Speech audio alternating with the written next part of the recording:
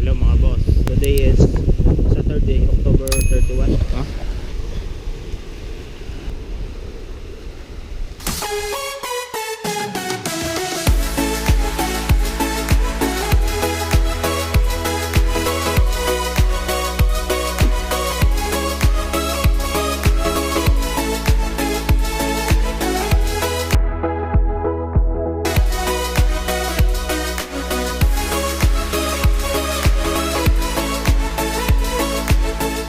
Sabi nga ng Pag-asa, no, itong bagyo na to projected nila na maglalandfall either sa Aurora or Quezon on Sunday evening, November 1. Ating pinapayo sa lahat, pag-iingat at paghahanda ng ating pinapayo sa lahat dahil nga may panahon pa tayo para maghanda nga dito sa papalapit na bagyo na si Rolly. Dad, it's me. At may isa pang bagyo, no? Itong bagyo na to ay matatagpuan sa labas ng Philippine Area of Responsibility. Bagyo na to ay matatagpuan sa hilangan ng Mindanao na lumalayo ng 2,000 kilometro. Kapag nakapasok na ito sa bansa ay tatawagin itong bagyong Sioni. Kung bagyong si Sioni ay patungong Hilagang Kanluran na may lakas na 35 to 40 km per hour sa Linggo o kaya sa Lunes.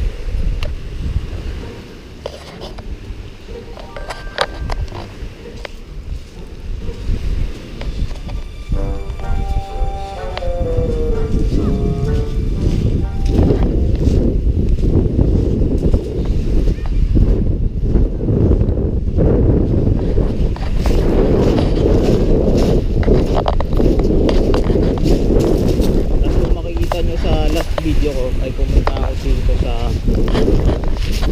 dulo. So kaya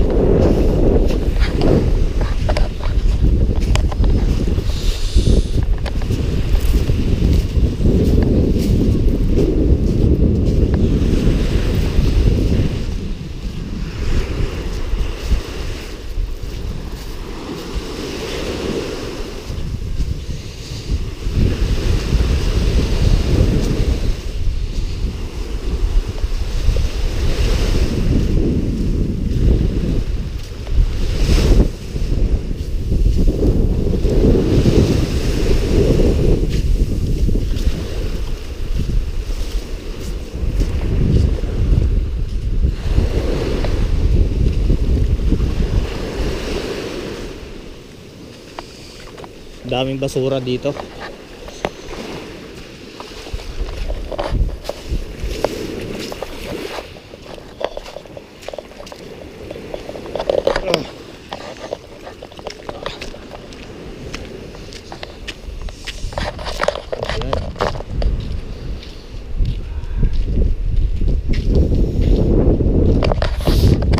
This way to Ngak-Ngak Beach Resort.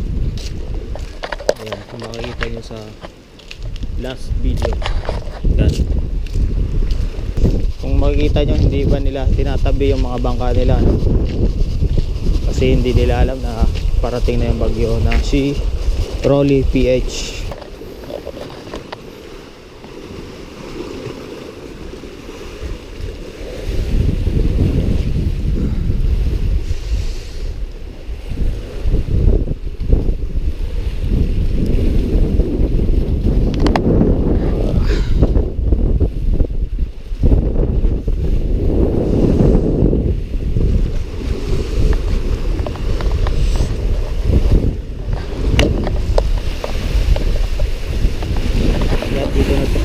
Ayan, dito na ulit ako.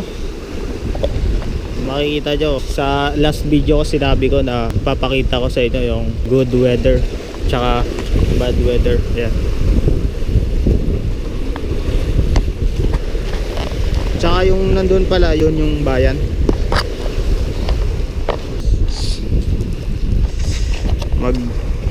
Kukuha muna ako ng picture.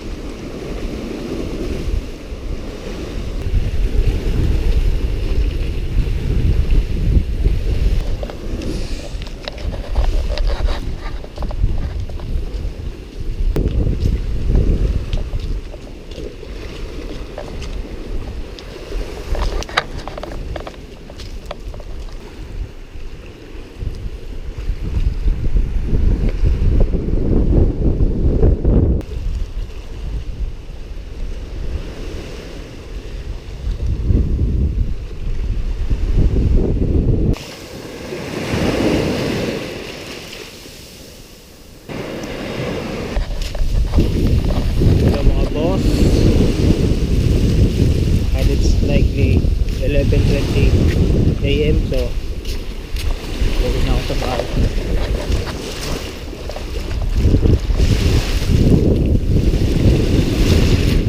Kailangan ko mag-prepare muna ng food.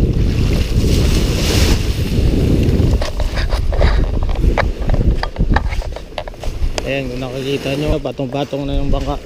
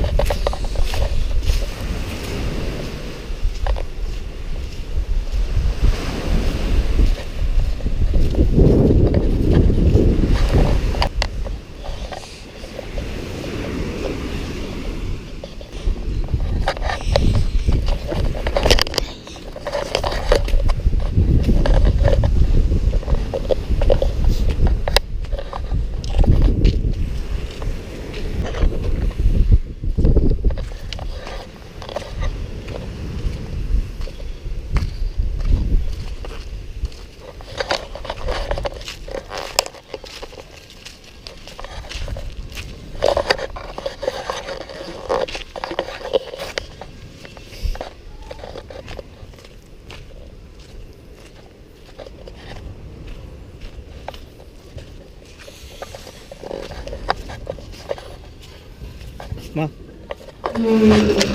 dala ko na kasama.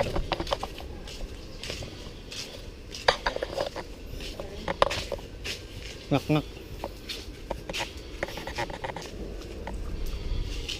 Ma. Ma, tingnan mo. Ano to?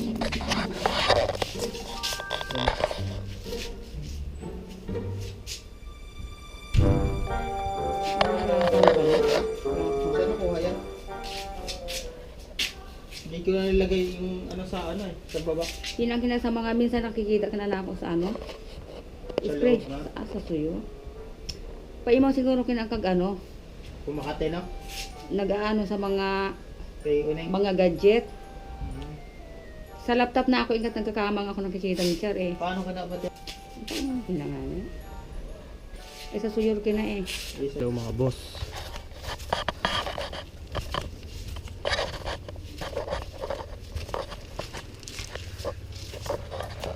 Thanks for watching and see you on my next video.